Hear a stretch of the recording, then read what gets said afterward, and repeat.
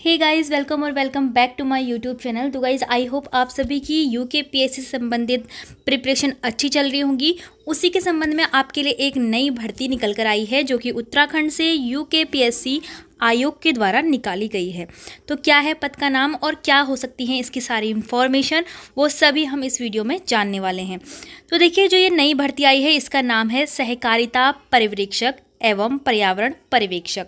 तो ये समूह घ की परीक्षा 2023 की है, जिसमें कि इसकी विज्ञापन तिथि दी गई है 10 जुलाई 2023 से इसका विज्ञापन जारी हुआ था और आवेदन भरने की जो अंतिम तिथि रखी गई है वो है 31 जुलाई 2023। रात्रि 12 बजे तक आप इसको भर सकते हैं। 31 जुलाई यानी कि इस महीने के लास्ट तक आप इसे भर सकते हैं।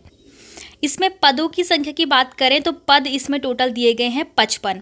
अब उन पदों को कैसे डिवाइड किया गया है वो भी हम आगे जानेंगे, क्योंकि जो आपकी पर्यावरण परीक्षक वाली भर्ती होती है इसमें 2 अन्य विभाग भी होते हैं।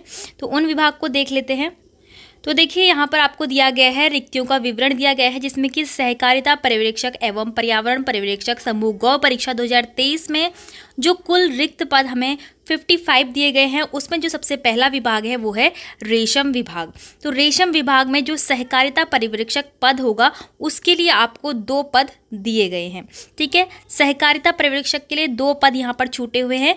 तो बाकी जो आपकी 53 पद बचते हैं वो सब किसके लिए हैं? पर्यावरण पर्यवेक्षक के लिए। तो आपके जो सहकारिता पर्यवेक्षक का विभाग में 2 पद बचे हैं, उसका वेतनमान आपका होगा 19,900 से 63,200 तक। ठीक है, अब इसमें जो अनिवार्य शैक्षिक अर्हता यानी कि एजुकेशनल क्वालिफिकेशन आपके पास क्या क्या होनी चाहिए वो समझ लीजिए। तो देखिए, आपको यूपी या फिर उत्तराखंड, इसमें से इन दोनों ही राज्यों में से किसी में से भी अगर आपने इंटरमीडिएट से साइंस स्ट्रीम से कंप्लीट किया है अपना, तो आप इसमें एलिजिबल हो जाते हैं। यानी कि आपको पीसीएम या फिर पीसीबी, फिजिक्स केमिस्ट्री मैथ या फिर फिजिक्स केमिस्ट्री बायो, इनमें से कोई भी आपका सब्जेक्ट होना चाहिए 12th में, फिर आपका ये एलिजिबल हो जाता है। अब इसमें अधिमान्य अर्हता में भी दी गई है कि प्रदेश में जो सेना में न्यूनतम 2 वर्ष की अवधि तक सेवा की हो या फिर एनसीसी का बी आपका प्रमाण पत्र आपके पास हो। आयु सीमा की बात करें तो एज लिमिट आपको दी गई है 18 वर्ष से 42 वर्ष तक। अब आपके पास यहाँ पर आरक्षण की कोई लिस्ट दी गई है, जिसमें कि रेशम विभाग यानी कि जिसमें 2 पद रिक्त हैं उसमें सभी यहाँ पर आरक्षण दिए गए हैं। आप देख सकते हैं यहाँ पर अनुसूचित जाति, जनजाति, अन्य पिछड़ा वर्ग और ईडब्ल्यूएस, इन सभी के लिए, साथ ही आपका उत्तराखंड महिला के लिए, दिव्यांग के लिए, पीएच हैंडीकैप या फिर एक्स सर्विसमैन, डीएफएफ और ऑर्फन अनाथ, सभी के लिए यहाँ पर आरक्षण दिया गया है कि कितना कितना इसमें आरक्षण होना है। अब देखिए, आपका जो नेक्स्ट विभाग है वो है शहरी विकास विभाग, जिसमें कि पर्यावरण पर्यवेक्षक के 53 पद यहाँ पर रिक्त हैं और इनका वेतनमान होगा 21,700 से 69,100 रुपये। ठीक है, इसमें भी आपकी सेम बिल्कुल क्या होनी चाहिए, क्वालिफिकेशन होनी चाहिए, राज्य सरकार से मान्यता प्राप्त बोर्ड या फिर संस्थान से आपने साइंस स्ट्रीम से इंटरमीडिएट पास किया हो। अधिमान्य अर्हता आपकी सेम है, एनसीसी और सेना में न्यूनतम 2 वर्ष की अवधि। आयु सीमा आपकी बिल्कुल सेम है, 18 वर्ष से 42 वर्ष तक के कोई भी अभ्यर्थी इस फॉर्म को भर सकते हैं। अब देखिए, यहाँ पर दिया गया है पर्यावरण पर्यवेक्षक के लिए क्या, हर नगर पालिका परिषद से आरक्षण, यहाँ पर पूरी लिस्ट दी गई है, आप इसको पढ़ सकते हैं। इसकी पीडीएफ मैं आपको टेलीग्राम ग्रुप में भेज दूंगी। तो ये सभी नगर पंचायत और नगर पालिका परिषद से जितनी भी सीटें आपकी हैं वो सभी यहाँ पर उसका विवरण दिया गया है। तो यहाँ पर आपको टोटल आरक्षण बताया गया है, ऊर्ध्वाधर आरक्षण जिसमें कि आपका उत्तराखंड की महिला, दिव्यांग, भूतपूर्व सैनिक और स्वयं डीएफएफ और ऑर्फन। ठीक है, तो ये हो गया। अब आपका जो एज में छूट है, यानी कि 42 तो आपकी लास्ट रखी गई है, लेकिन अगर आपको एज में छूट चाहिए, अगर आप उससे भी ज़्यादा एज के होते हैं, तो अगर आप अनुसूचित जाति एससी, एसटी या फिर ओबीसी से संबंधित हैं तो आपको यहाँ पर 5 वर्ष की छूट दी जाती है। यानी कि एससी, एसटी, ओबीसी वाले 42 + 5 47 ईयर्स तक भी इस फॉर्म को भर सकते हैं। साथ ही उसके साथ स्वतंत्रता संग्राम सेनानियों को भी 5 वर्ष की छूट दी गई है। और अगर दिव्यांगजन की बात करें, दिव्यांगजन अभ्यर्थियों को पूरे 10 वर्ष की छूट दी गई है, यानी कि वो 52 एज के अभ्यर्थी भी इस फॉर्म को भर सकते हैं।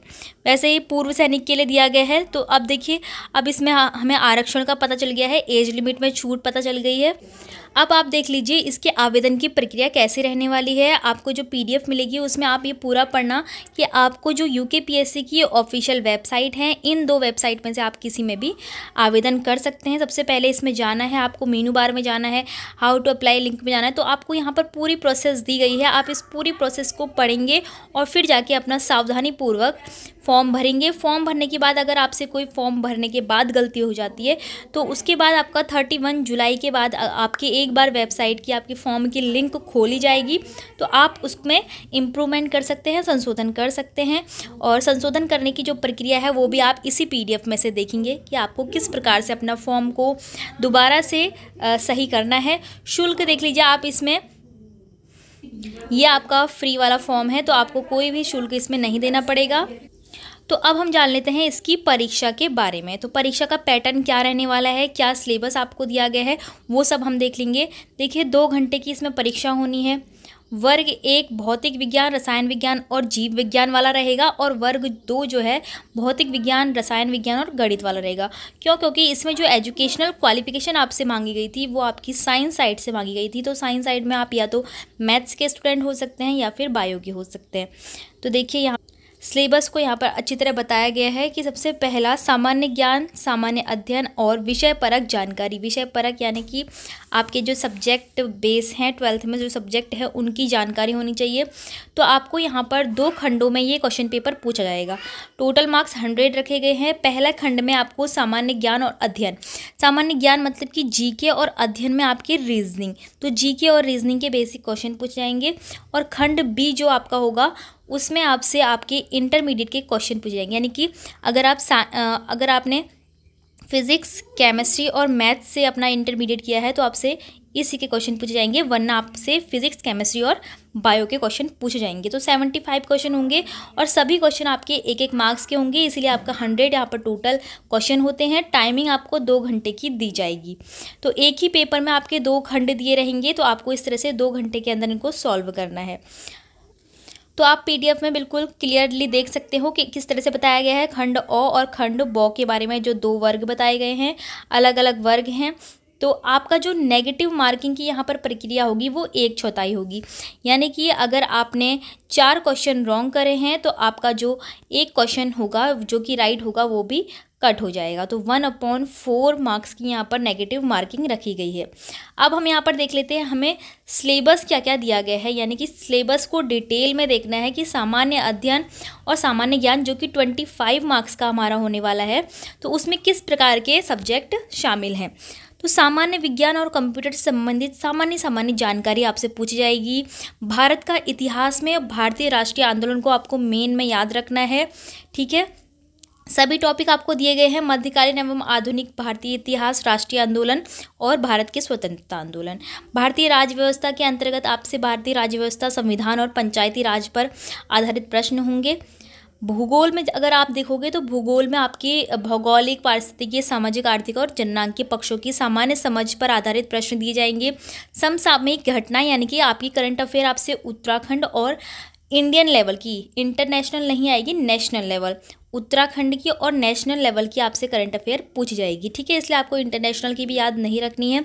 उत्तराखंड का इतिहास आपको दिया गया है कि कहाँ से कहाँ तक पूछा जाएगा।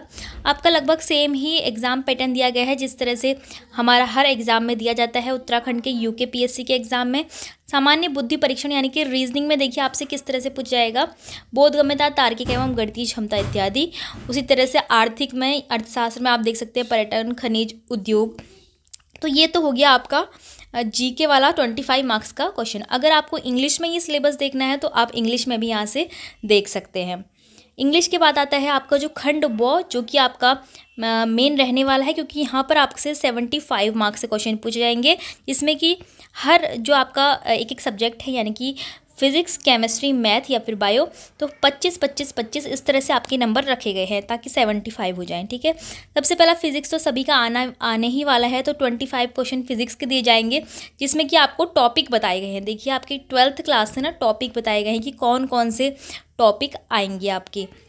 तो आप इन सभी टॉपिक को पढ़ेंगे, इनकी बेसिक जो भी क्वेश्चन बन सकते हैं वो पढ़ेंगे। इंग्लिश में आप यहाँ से देख सकते हैं। उसी तरह से केमिस्ट्री का आ जाएगा फिर सेकंड। तो केमिस्ट्री में भी आपको ये पूरे टॉपिक बताए गए हैं कि किन टॉपिक से आएगा, इंग्लिश में भी देख सकते हैं। जीव विज्ञान, जिन लोगों की बायोलॉजी है वो इस तरह से अपना 25 अपने नंबर के टॉपिक्स देख सकते हैं, लेकिन मैथ्स वाले जो हैं मैथ्स का यहाँ पर देखेंगे, ठीक है। तो ये रहा आपका मैथ का। मैथ में क्या क्या आना है आप देख सकते हैं। मैथ के आपके सारे टॉपिक्स आपको दिए गए हैं इंटरमीडिएट के। तो ये हो गया है आपका पर्यावरण पर्यवेक्षक का फॉर्म, जिसमें कि हमने पूरी जानकारी देख ली है किस तरह से। कोई भी अगर इसमें आपको कोई भी ऐसी चीज़ लगती है जो यहाँ पर छूट गई है या फिर बताई नहीं गई है तो आप कमेंट बॉक्स में पूछ सकते हैं। फिलहाल इस जो PDF है उसको मैं आप अपने टेलीग्राम ग्रुप में शेयर कर दूँगी, जिसकी लिंक डिस्क्रिप्शन में दी गई है। अगर आपको वीडियो इस तरह से इंफॉर्मेटिव लग रही हो तो वीडियो को लाइक, शेयर और चैनल को सब्सक्राइब जरूर कीजिएगा।